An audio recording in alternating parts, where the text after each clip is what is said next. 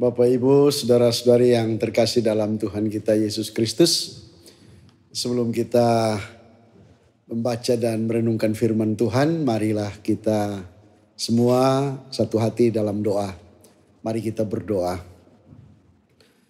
Terpujilah Tuhan Allah Bapa Surgawi, Bapa di dalam nama anak-Mu Yesus Kristus. Di saat ini ya Tuhan, kami bersyukur karena Engkau sungguh baik bagi kami di sepanjang kehidupan ini. Di saat ini ya Tuhan, kami semua ingin untuk mendengar sabda kebenaran firman-Mu. Karena itu curahkanlah roh-Mu atas kami dan berfirmanlah supaya apa yang kami baca, dengar, boleh menjadi bagian terindah dalam seluruh hidup dan karya pelayanan kami. Berfirmanlah ya Tuhan, sebab kami sudah siap untuk mendengarnya. Dalam nama Yesus Kristus firman yang hidup itu, kami berdoa. Amin.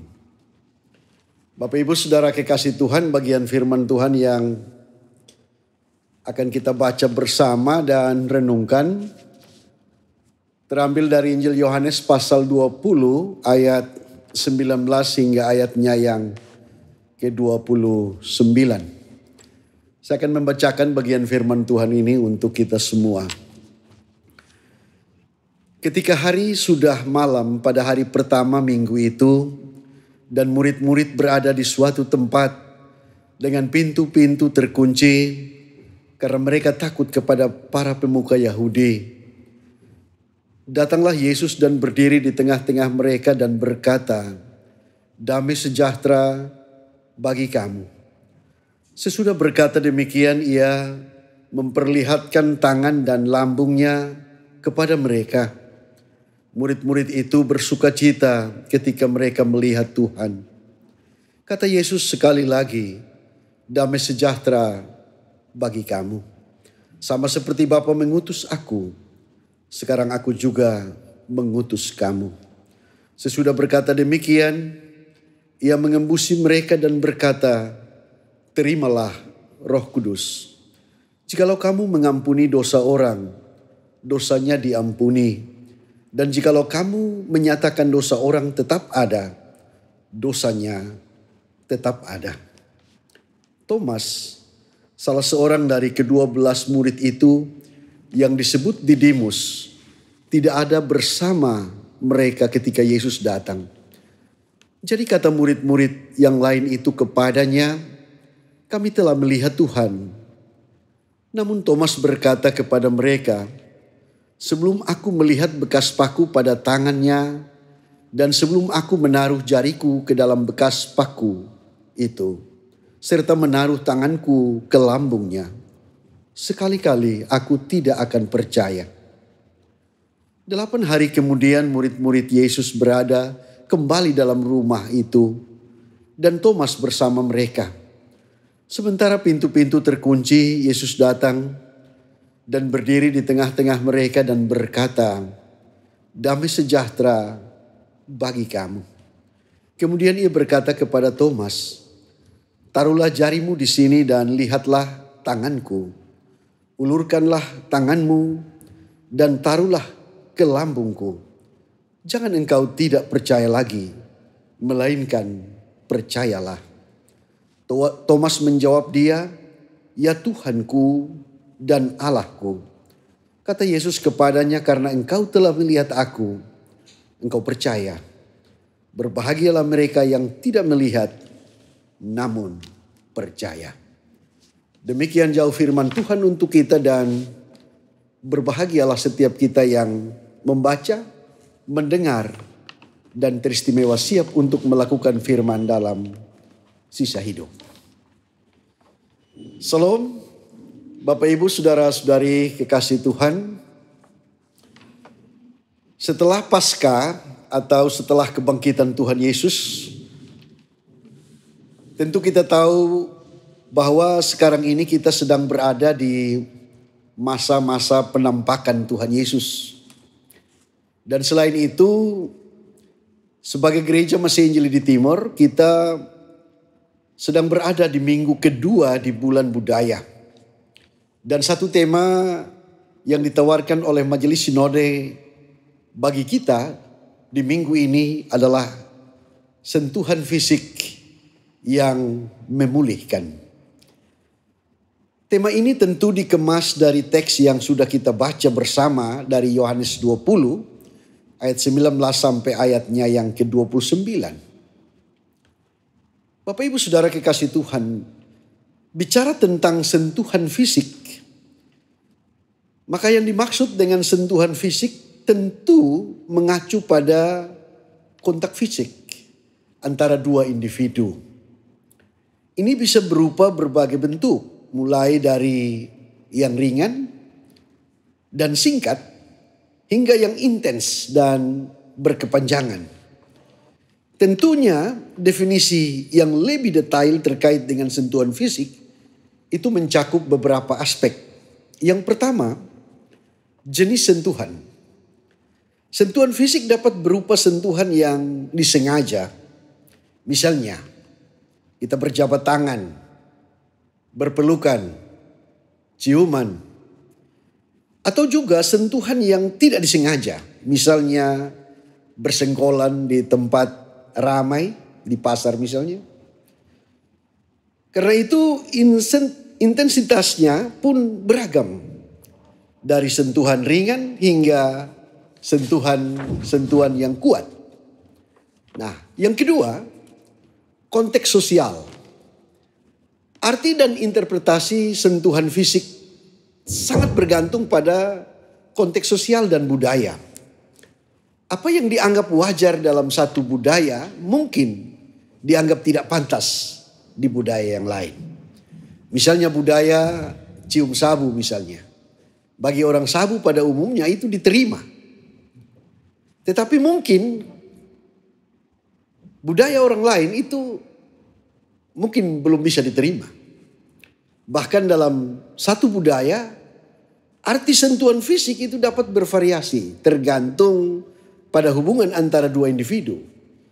Misalnya sentuhan antara orang tua dan anak, pasangan romantis, teman atau rekan kerja. Hal yang ketiga, tujuan dan fungsi. Sentuhan fisik dapat memiliki berbagai tujuan dan fungsi, termasuk komunikasi. Sentuhan dan dapat menyampaikan berbagai emosi seperti kasih sayang, dukungan, empati, dan bahkan agresi. Selain itu, pengaturan batas. Sentuhan dapat digunakan untuk menetapkan batas fisik dan emosional antara individu. Selanjutnya, sentuhan fisik juga dapat memperkuat atau melemahkan hubungan antara orang-orang. Berikut, kalau di dunia pastoral dan penghiburan, sentuhan itu dapat menenangkan dan menghibur seseorang yang sedang merasa sedih atau cemas. Tapi ingat, sentuhan juga dapat digunakan sebagai bentuk agresi atau bentuk kekerasan. Tapi di sini saya mau bilang bahwa persepsi dan pengalaman individu terhadap sentuhan fisik itu sangat subjektif. Apa yang dianggap menyenangkan oleh satu orang mungkin dianggap tidak nyaman oleh orang lain. Karena itu perbedaan penting antara sentuhan fisik yang tepat dan tidak pantas sangat bergantung pada konteks dan persetujuan. Sentuhan yang tidak diinginkan atau tidak sesuai dapat dianggap sebagai pelecehan atau penyerangan seksual. Bahkan jika tidak melibatkan kekerasan fisik. Penting untuk selalu dihormati batas fisik dan emosional orang lain dan mendapatkan persetujuan mereka sebelum melakukan kontak fisik. Bapak Ibu Saudara-saudara yang terkasih dalam Kristus Yesus, kalau kita menyimak judul tema tadi yang saya jelaskan tentang apa itu sentuhan fisik dan kita kaitkan dengan teks firman Tuhan hari ini, maka apa yang dimaksud dengan sentuhan fisik dalam teks kita tadi? Bacaan kita terlihat bahwa dalam penampakan Tuhan Yesus kepada murid-muridnya, tanpa Thomas, Yesus menunjukkan bukti fisik, tangan dan lambung bekas luka. Ditunjukkannya kepada murid-muridnya.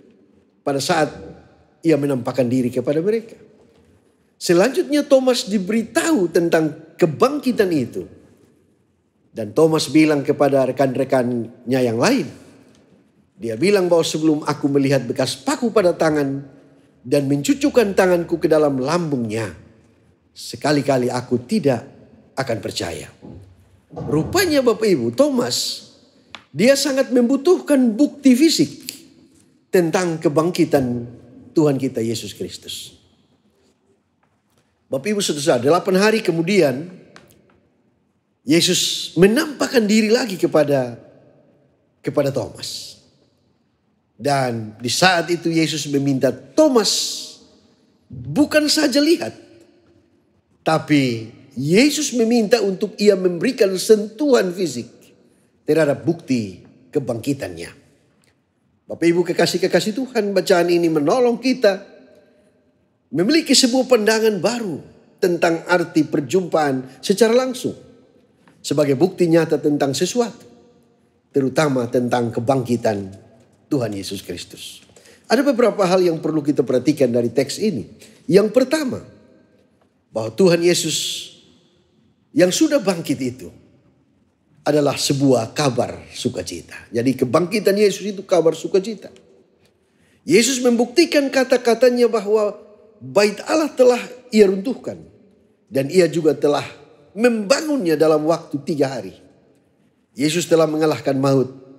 Dan dosa tidak lagi berkuasa atas manusia dan dunia ini.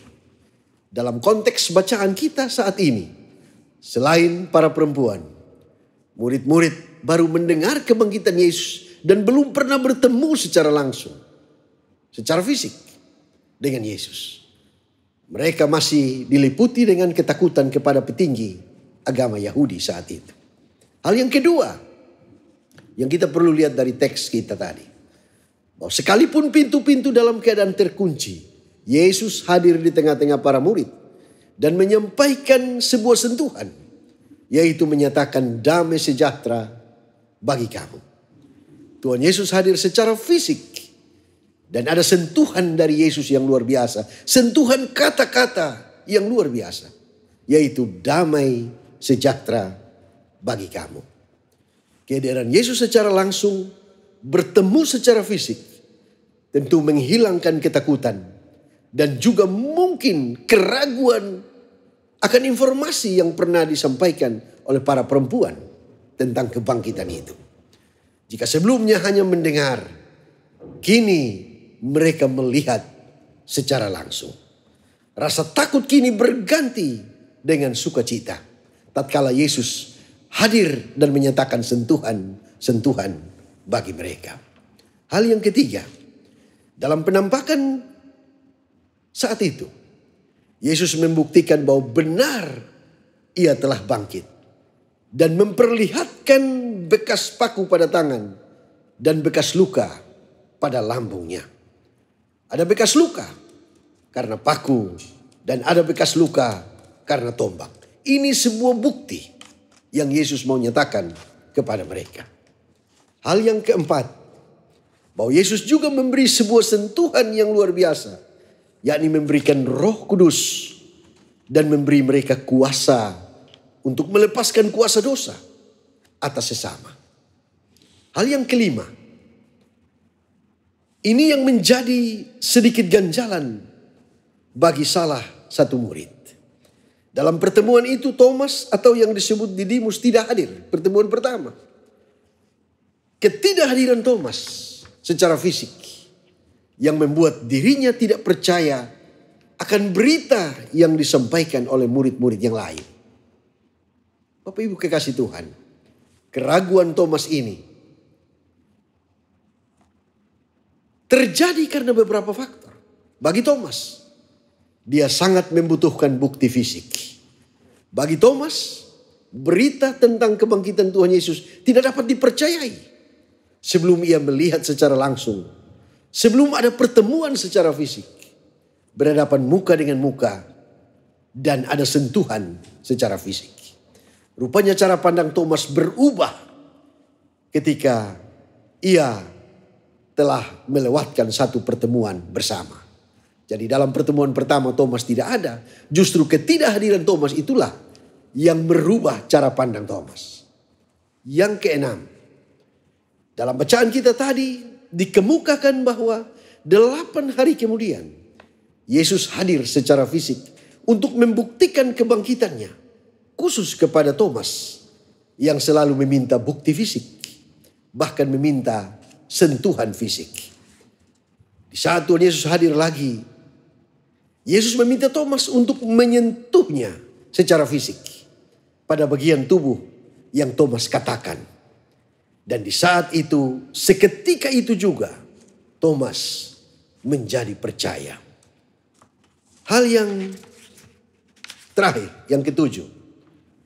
Bagi Yesus, pertemuan secara fisik itulah yang membuat Thomas menjadi percaya. Tetapi dalam hal beriman kepada Yesus, mereka yang disebut berbahagia adalah mereka yang tidak melihat, namun percaya kepada Yesus dan berita tentang kebangkitan Yesus itu sendiri. Bapak Ibu Saudara-saudara yang terkasih dalam Kristus Yesus, dari perjumpaan Yesus secara langsung dengan murid-muridnya, termasuk Thomas, dan menunjukkan bukti serta sentuhan fisik tentang kebangkitannya, maka hal yang ingin disampaikan kepada kita agar kita bisa bermenung bersama di bulan budaya ini, ada 2 hal yang ingin saya sampaikan. Yang pertama, bahwa kehadiran Yesus secara fisik untuk membuktikan kebangkitannya sekaligus memberikan sentuhan yang luar biasa, di mana Tuhan Yesus meneguhkan dan memulihkan iman percaya para murid. Kehadiran Yesus secara langsung memberi arah kepada kita selaku murid-muridnya saat ini, agar dalam kehidupan kita tiap-tiap hari kita juga siap selalu hadir dalam setiap pergerakan-pergerakan pelayanan, memberikan sentuhan secara langsung kepada sesama dan juga kepada dunia di sekitar kita. Misalnya, jika kita selaku pendeta jemaat, kita juga selalu siap untuk hadir secara langsung di tengah-tengah gumulan jemaat. Siap selalu berkunjung di tengah-tengah pelayanan jemaat. Siap memberikan sentuhan-sentuhan iman secara langsung bagi jemaat. Kehadiran kita secara fisik dalam tiap pertemuan ibadah adalah bagian dari cara memperteguh iman kita. Bukan saja ibadah secara liturgis, tapi kita juga dapat terlibat dalam setiap ibadah karya. Begitu pula dalam kebersamaan, dalam keluarga, dan kehidupan bersama. Setiap sentuhan fisik dapat menumbuhkan dan memperkuat hubungan emosional.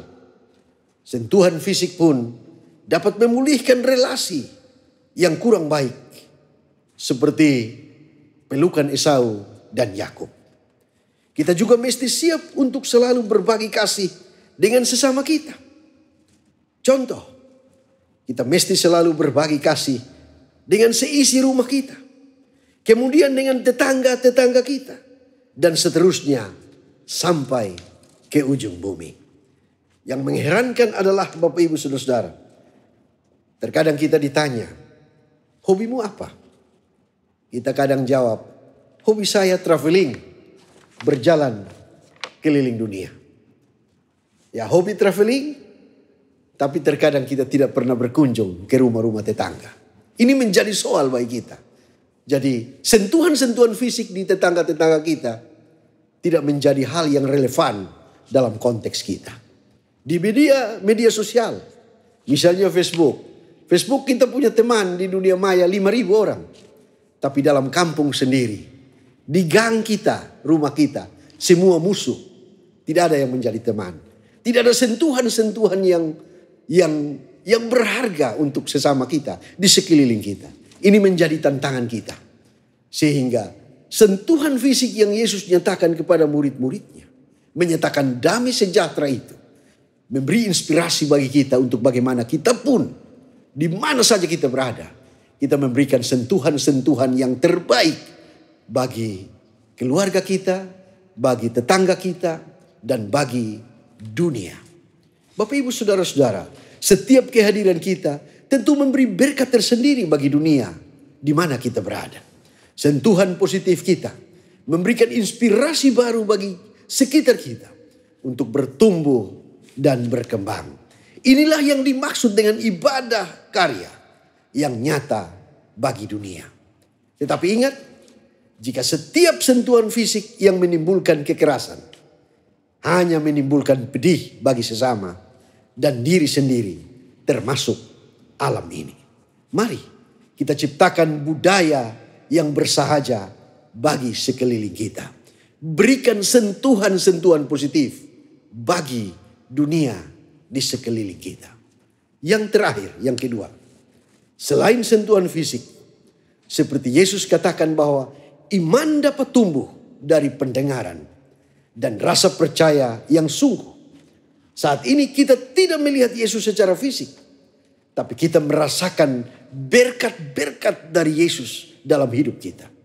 Penderitaan, kematian dan kebangkitannya adalah sebuah bukti untuk membebaskan kita dari dosa. Adalah bukti rasa cinta Yesus bagi kita dan dunia. Dari iman itulah, maka kehadiran Yesus selalu kita rasakan dalam hidup setiap hari. Itu berarti kita dapat mengalami sentuhan secara fisik dari Yesus melalui berkat dan penyertaannya. Berbahagialah kita yang selalu merasakan kehadiran Yesus dan setia beriman kepadanya. Mari Bapak Ibu Saudara-saudara, di bulan budaya minggu yang kedua ini, mari kita yang telah diberikan sentuhan dari Yesus, Roh Kudus itu, kuasa itu diberikan kepada kita. Mari kita terus menyebarkan sentuhan-sentuhan kebaikan, menyebarkan kebaikan-kebaikan melalui sentuhan yang penuh arti bagi sesama kita. Tuhan Yesus memberkati kita. Amin. Bapak Ibu Saudara kekasih Tuhan, mari kita berdoa. Terima kasih Tuhan, terima kasih untuk firman-Mu buat kami semua. Biarlah sentuhan kasih dari Tuhan Yesus melalui kebangkitan itu memberikan inspirasi baru bagi kami untuk kami terus dalam kehidupan kami tiap-tiap hari memberikan sentuhan-sentuhan yang terbaik, sentuhan-sentuhan positif bagi sesama dan bagi dunia ini. Biarlah kemurahan Tuhan terus melingkupi akan kehidupan kami. Ya Tuhan Allah Bapa Surgawi, di sepanjang kehidupan kami ke depan, kami serahkan semuanya ke dalam tangan kasih Tuhan. Dan biarlah anugerah kasih Tuhan tetap ada di sepanjang kehidupan kami, kini dan sepanjang masa. Terpujilah Tuhan, dalam nama Yesus Kristus kami berdoa. Amin.